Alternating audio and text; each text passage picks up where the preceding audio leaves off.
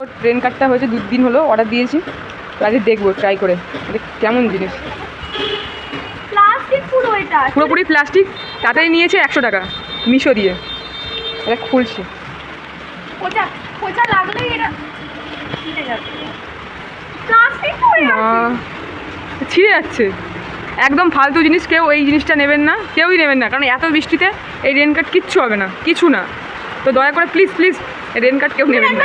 চলো তার থেকে রেনকোট কেনা তাও ভালো, তাও সেফ, কিন্তু এটা সেফ না। প্লাস্টিক পরে ঘুরবো নাকি আমি আবার?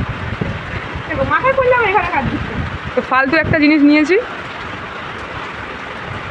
প্লাস্টিক পরে নিয়েছে।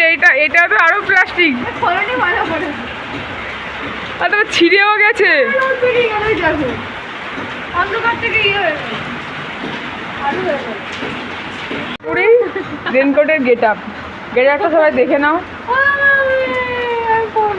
যাদের ইচ্ছা হবে মানে রেনকাট নিয়ে বাস নেওয়ার, তারাই নিতে পারো। আমি পুরো পাল্টি, এটা রেনকাট লেখাই আছে, রেনকাট। আর ওটা পরে নাও। হাত পাগল নাকি, নিজে পড়ছে না আমাকে পড়াবে। আর বাইকটাকে পরিয়ে দেবো, স্কুটিটাকে।